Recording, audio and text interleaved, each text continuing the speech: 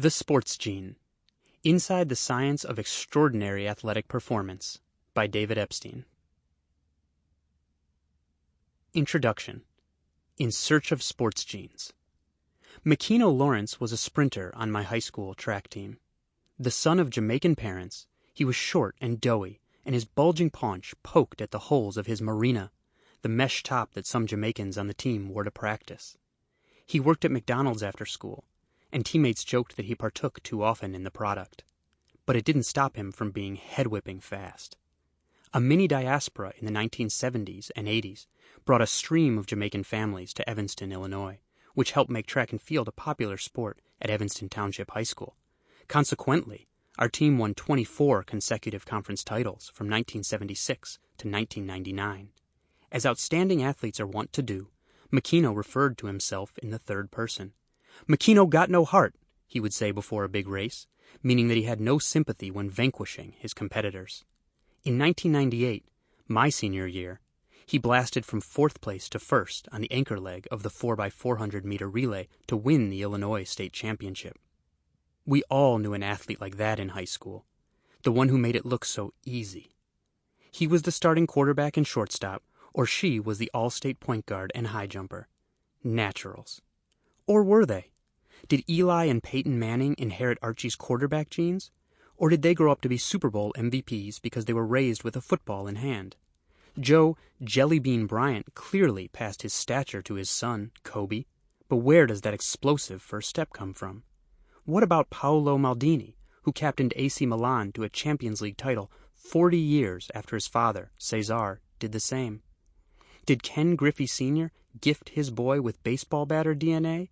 Or was the real gift that he raised Junior in a baseball clubhouse? Or both? In 2010, in a sporting first, the mother-daughter pair of Irina and Olga Lenskaya made up half of Israel's national team in the 4x100-meter relay. The speed gene must run in that family. But is there even such a thing? Do sports genes exist at all? In April 2003, an international consortium of scientists announced the completion of the Human Genome Project. Following 13 years of toil and 200,000 years of anatomically modern man, the project had mapped the human genome. All 23,000 or so regions of DNA that contain genes had been identified. Suddenly, researchers knew where to begin looking for the deepest roots of human traits, from hair color to hereditary disease and hand-eye coordination.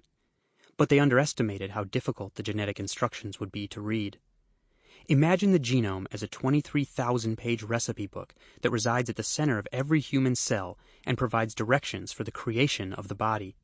If you could read those 23,000 pages, then you would be able to understand everything about how the body is made. That was the wishful thinking of scientists, anyway.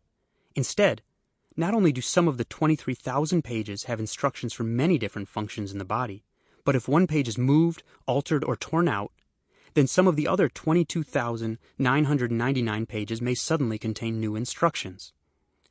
In the years following the sequencing of the human genome, sports scientists picked single genes that they guessed would influence athleticism and compared different versions of those genes in small groups of athletes and non-athletes. Unfortunately for such studies, single genes usually have effects so tiny as to be undetectable in small studies.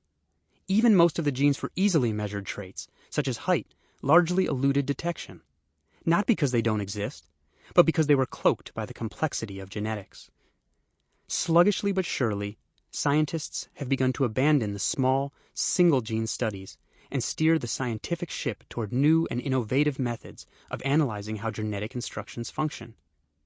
Couple that with the efforts of biologists, physiologists, and exercise scientists to discern how the interplay of biological endowments and rigorous training affects athleticism, and we're starting to tug at the threads of the great nature versus nurture debate as it bears on sports. That necessarily involves trekking deep into the bramble patches of sensitive topics like gender and race. Since science has gone there, this book will too. The broad truth is that nature and nurture are so interlaced in any realm of athletic performance that the answer is always, it's both. But that is not a satisfactory endpoint in science. Scientists must ask, how, specifically, might nature and nurture be at work here? And how much does each contribute? Sample complete. Ready to continue?